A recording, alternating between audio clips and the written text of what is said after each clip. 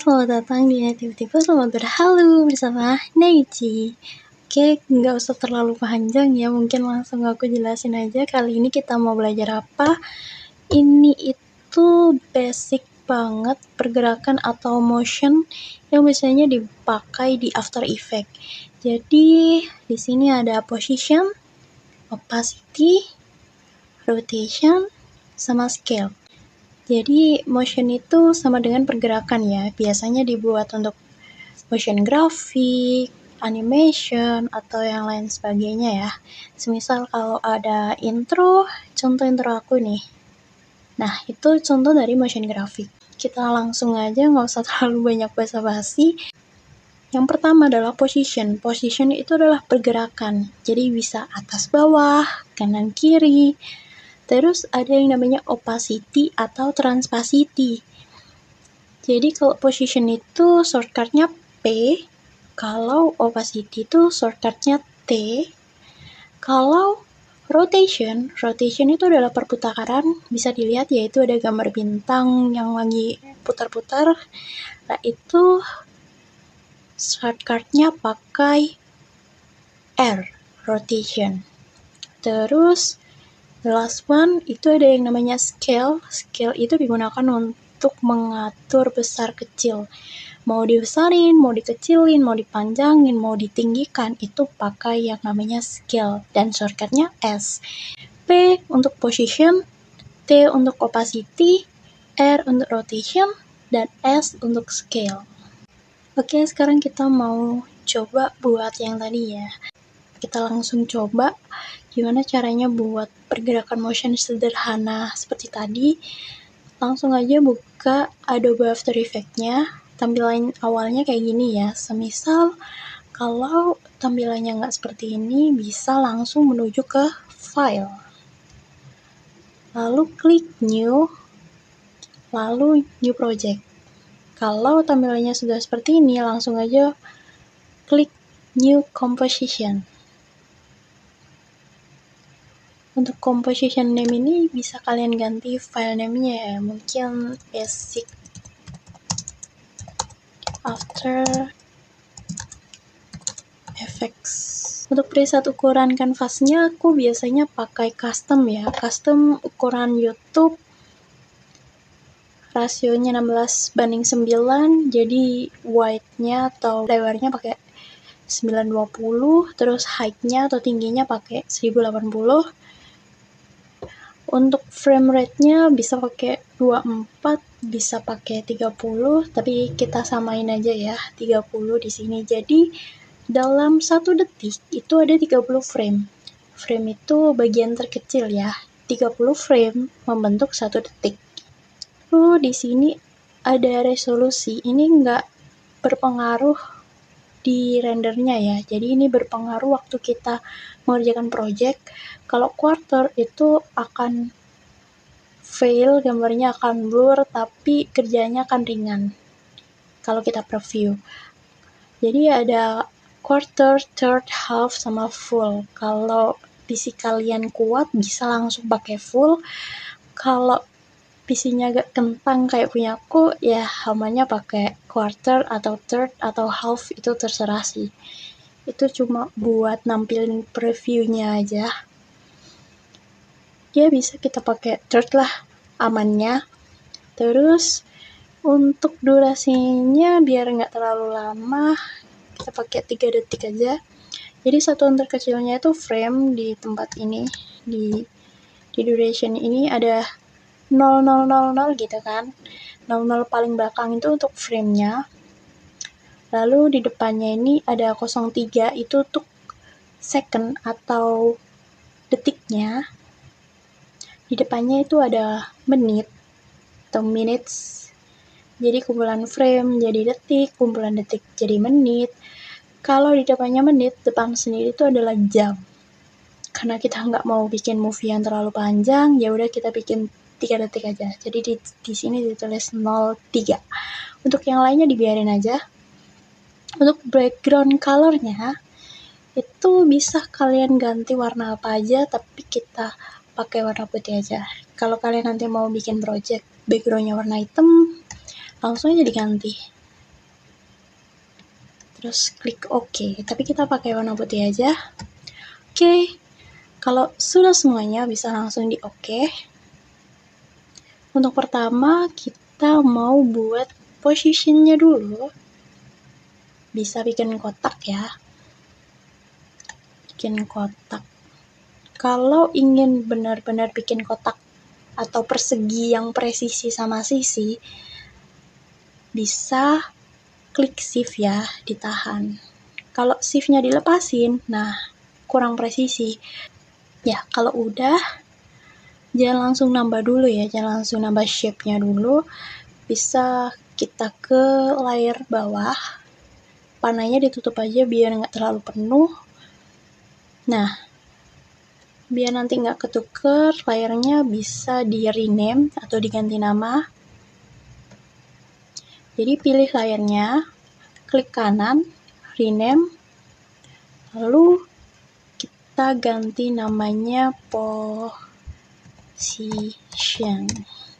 enter. Jadi sekarang kita fokus untuk mengubah posisinya. Kita pilih layernya, layer position, terus klik P. Ingat ya, shortcut-nya P. Langsung klik P. Nah, bisa dilihat ya, di bawahnya itu ada jam waker, ada logo jam waker, lalu ada tulisan position, dan di situ ada semacam titik koordinat X sama Y. Kan kita nggak buat 3D, jadi ada X sama Y. Jadi bisa digeser ke atas, ke bawah, ke samping kanan, ke samping kiri. Kita bisa mengubah titik anchor-nya. Anchor itu titik pusat pergerakan ya, bisa dibilang kayak gitu, titik pusatnya.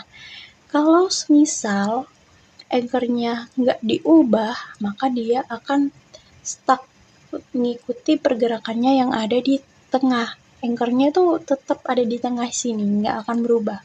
Jadi cara ngubahnya itu bisa langsung pakai preset yang namanya Anchor Point Mover.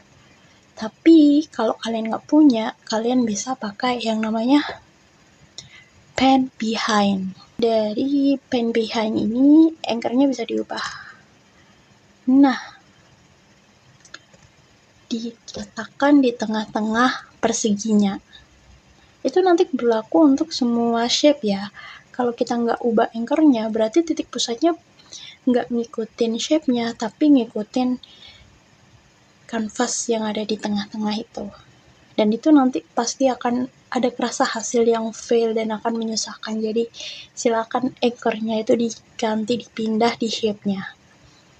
Oke, balik lagi kita masuk ke layernya yang ada di bawah. Ini bisa diubah ya, bisa digeser-geser. Jadi ini ada waktunya, misal 10 frame, 20 frame. Lah, di sini 1 detik. Nah, sekarang kita ubah posisi perseginya mau naik turun. Misalnya kayak gitu. Dinyalain dulu jam wakernya. Dipencet logo jam wakernya. Kalau sudah ada biru-biru kayak logo ketupat itu, silakan digeser. Ini ya, digeser ke, jadi ini bisa digeser-geser ya. Klik atasnya ini, digeser. Mungkin ke 20 frame aja, biar nggak terlalu jauh. Ini kan plusnya masih pen anchor ya, jadi kita ganti ke selection tool. Ngubahnya bisa langsung digeser-geser pakai selection tool, atau kalau mau caraku sih biasanya aku geser-geser dari sini ya. Nah, ini koordinatnya, titik koordinatnya aku geser. Tinggal diklik tahan, geser kanan kiri. Ini buat pergeseran kanan dan kiri. Atau yang sebelah kanan itu untuk pergeseran atas bawah. Kenapa aku sering pakai ini? Karena biar pergerakannya tuh lebih presisi. Untuk di 20 frame mau aku kebawahin, ya pergerakannya jadi lebih presisi gitu, nggak terlalu menceng kanan kiri atau nyamping. Dari sana aku aku mau dari 20 frame aku geser ke 1 detik, terus mau aku geser ke kanan,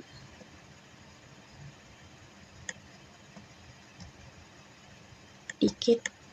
Bisa di preview. Untuk preview silahkan klik space atau spasi. Nah, kelihatan kan ya?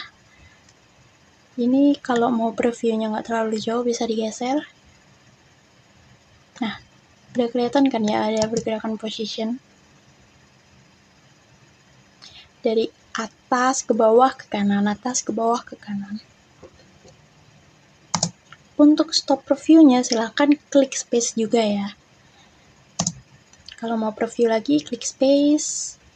Sekarang kita mau buat opacity atau transparency. Jadi jangan sampai kalian seleksi di layer ini ya. Kalau bisa klik di luar layer. Nah, lalu kita buka shape-nya. Di sini bisa ditekan agak lama panah yang ada di bawah. Kita mau buat ellipse tool. Untuk fill-nya bisa diganti-ganti ya. Aku mau pakai warna ungu. Mungkin dibuat di sini karena aku mau buat lingkaran yang presisi. Jangan lupa diklik shift. Tuh kan? Anchor-nya ada di sini dan kita mau pindah anchor-nya di tengah. Lah, anchor-nya itu masih ada di tengah-tengah kanvas. Kalau bisa kita ubah ke tengah sini ya. Caranya bisa pakai pen behind, tapi karena aku udah punya anchor point mover, aku langsung aja pakai anchor point mover. Otomatis sekali klik langsung anchor-nya pindah presisi di tengah-tengah shape ellipse-nya. Aku tutup panahnya ini biar lebih simple ya, biar layarnya nggak kelihatan penuh. Di shape layer pertama silakan di rename, diganti lagi dengan desain opacity atau transparency, sama aja, dan shortcut-nya itu T. Jadi pilih layer opacity-nya lalu klik T. Pastikan ini sudah ada di 0 ya. Pastikan sudah ada di 0. Kalau sudah, klik jump waker-nya seperti tadi ya, digeser ke 10 frame. Lalu ini presentasenya dijadikan 0. Hah, kelihatan kan kalau hilang ya. Terus digeser lagi ke 1 detik. Mau dimunculkan lagi, presentasenya dijadikan 100. Enter. Oke, kita preview. Previewnya klik space.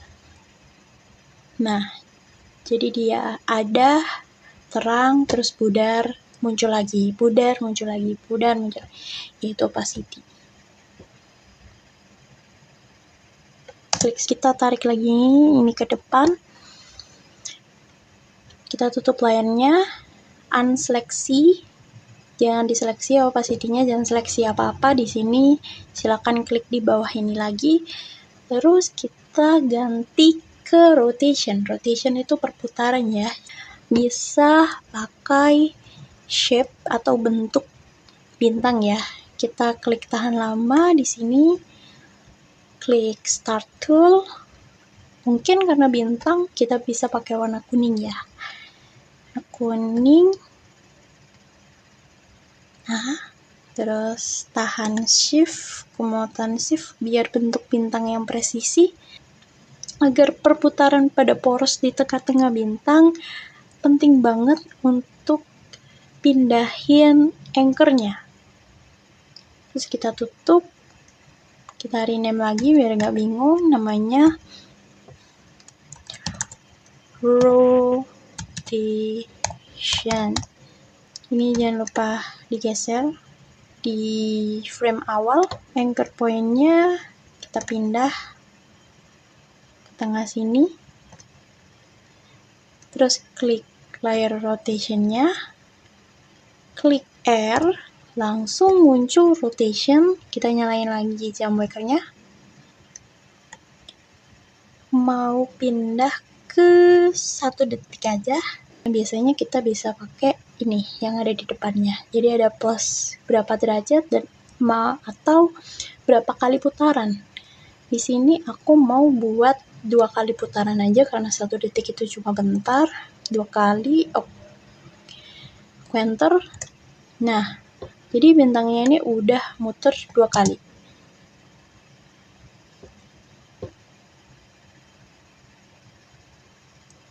Ini bisa diklik, ditahan, digeser juga ya. Mau berapa derajat untuk perputarannya. Nah, bisa di space. Kalau mau lebih cepat bisa langsung masukin 2 atau 3. Kalau mau putarnya banyak itu lebih mudah, mungkin mau 3 kali. Oke, kita preview lagi dari awal. Putarnya kenceng banget ya. Kalau undo biasa ya kita pakai Ctrl Z. Kan kita pakai 1 kali aja lah. Biar nggak pusing putar-putar lah. Last one, kita mau pindah ke scale. Scale itu untuk mengatur ukuran ya.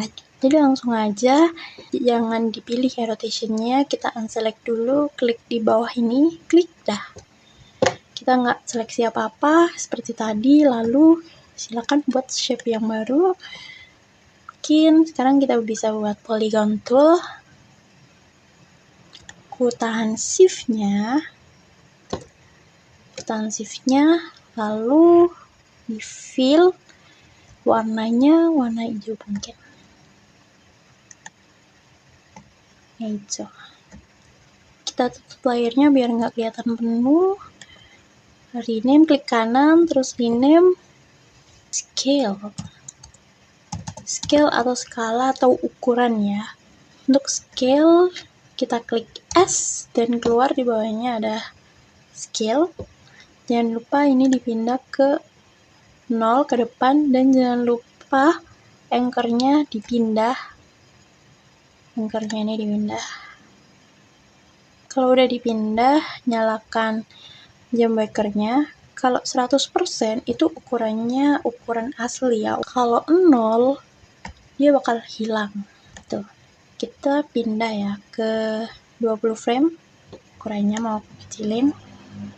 Nah, jadi ini tinggal diklik, digeser ke kiri aja kalau mau ngecilin, kalau mau besarin digeser ke kanan. Kecil, besar. Kita mau kecilin dulu. Bisa di preview dulu, klik space.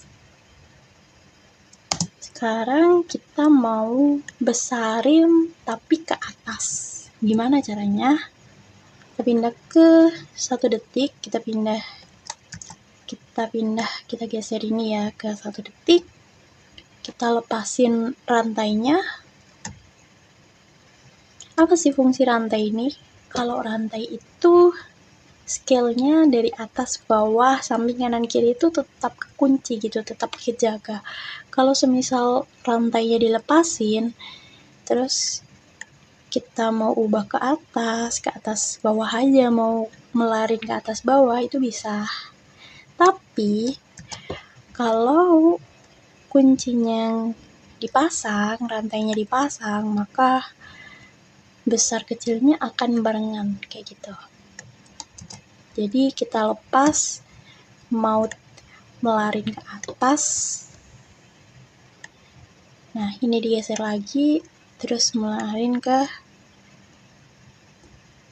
samping kanan kiri. Kalau udah, bisa di preview. Nah, jadi scale-nya itu bisa ke atas bawah aja melarnya atau ke kanan kiri kalau semisal rantainya dilepas.